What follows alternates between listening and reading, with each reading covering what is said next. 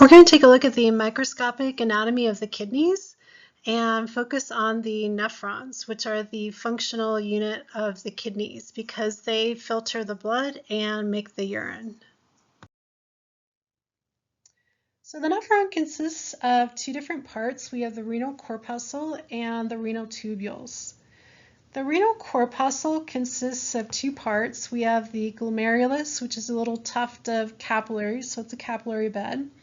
And then we have Bowman's capsule, where the filtrate or the urine we're starting to make is going to first enter into our renal tubules. And so the renal corpuscle, its big job is to filter the blood. The renal tubules are going to modify that filtrate that we filtered out from the blood and turn it into urine. And we have several different renal tubules, the proximal convoluted tubule, loop of Henle, and then the distal convoluted tubule. And the distal convoluted tubule will then empty the filtrate into the collecting duct. So let's take a look at the anatomy of the nephron in this picture. The renal corpuscle is this round little thing right here. Corpuscle just means body, and it consists of this capillary bed inside, which is called the glomerulus, a little tuft of capillaries. Glom means ball because it's shaped like a little ball. And then surrounding the glomerulus, that capillary bed, we've got Bowman's capsule. So this is the start of the proximal convoluted tubule where the filtrate will first go. And then we have our renal tubule starting with our proximal convoluted tubule. Proximal just means that it's closest to the glomerulus and it's convoluted or twisted. And then going from the renal cortex, this outer part of the kidney, the loop of Henle will dip down into the renal medulla and then come back up. And then up here in the renal cortex, we have the distal convoluted tubule. It's further away from the glomerulus, so it's distal. And then it's also twisted or convoluted. And then that distal convoluted tubule will then empty into these collecting ducts, which will then take the urine into the renal pelvis. There are two different types of nephrons. We have juxtamedullary nephrons and cortical nephrons. Both of them do produce urine, but the juxtamedullary nephrons have an extra job. They have a much longer loop of Henle that goes much deeper down into the renal medulla, and they're going to be creating the medullary osmotic gradient, which we're going to talk about later, and it's really important because it allows you to concentrate your urine. Most of the nephrons, though, are going to be called cortical nephrons, and they have a much shorter loop of Henle that does go down into the renal medulla, but just not as deep. We've got the cortical nephron on the left and the juxtamedullary nephron on the right. So you can see the juxtamedullary nephron, the loop of Henle is much longer and it goes much farther down into the renal medulla, and that's going to create the medullary osmotic gradient, which is going to help concentrate your urine. And in the cortical nephron, you can see the loop of Henle is much shorter and it doesn't go as far down into the renal medulla. The reason that the juxtamedullary nephrons got their name, juxta just means next to or nearby, and it's just talking about how this nephron is much closer to the renal medulla than the cortical nephron.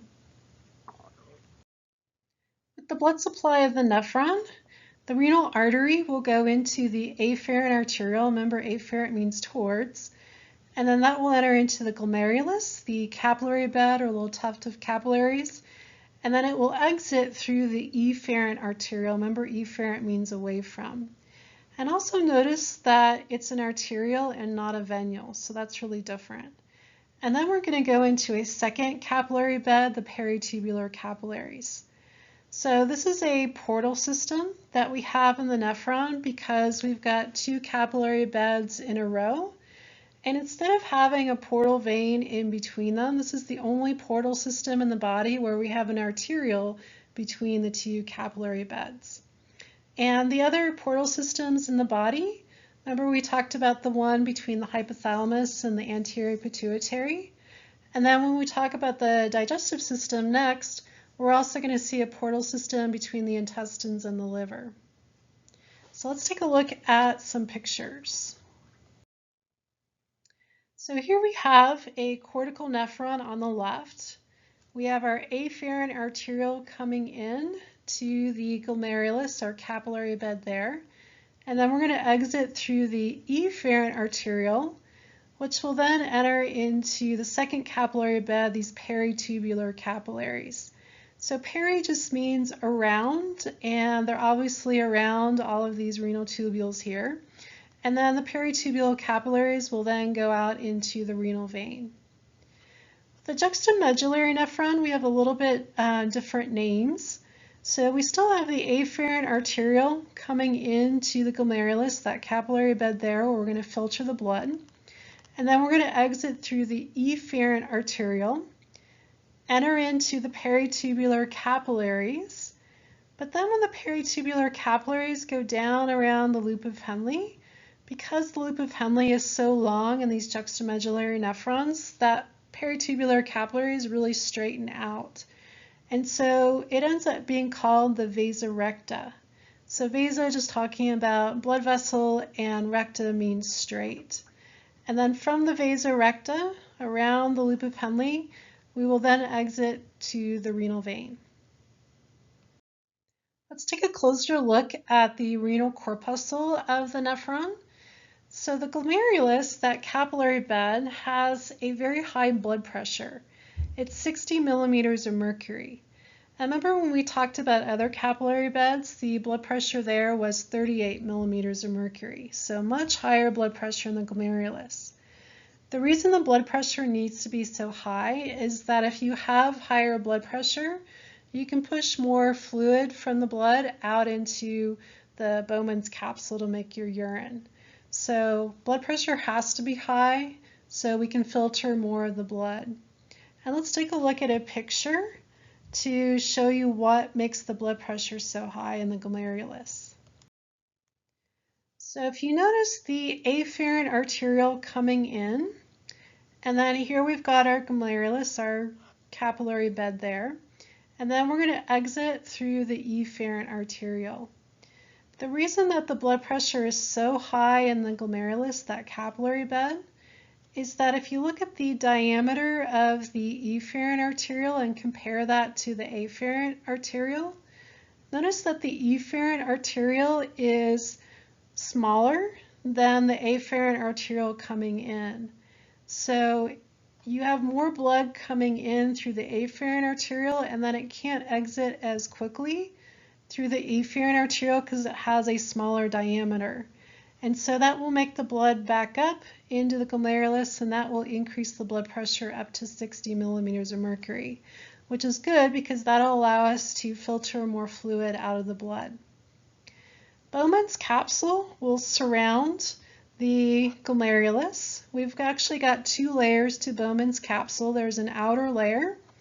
The inner layer is made up of cells called podocytes.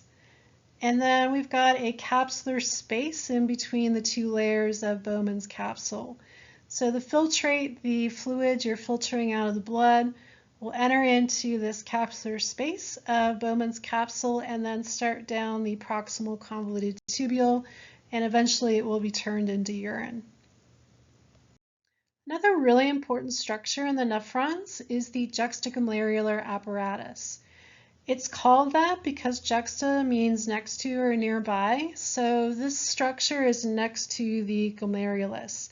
So it's located where the distal convoluted tubule contacts the afferent and efferent arterioles, and we'll show you a picture of this in a second. The juxtaglomerular apparatus is made up of two different types of cells. We have the granular cells, which are also called juxtaglomerular cells. And they're actually specialized smooth muscle cells that are mostly around the afferent arteriole. And they are baroreceptors, so they're going to be checking what the blood pressure is coming into the glomerulus. And they will sense when the blood pressure is too low, and they will secrete renin, which will then set off the activation of some other hormones, and then that will increase the blood pressure. We also have the macula densa cells. These are epithelial cells that make up part of the wall of the distal convoluted tubule. And the macula densa cells are chemoreceptors, so they're going to sense the salt or the sodium and chloride concentration that's in the filtrate. And then that will help regulate the glomerular filtration rate, so how much blood we're filtering at the glomerulus. Let's take a look at the juxtaglomerular apparatus.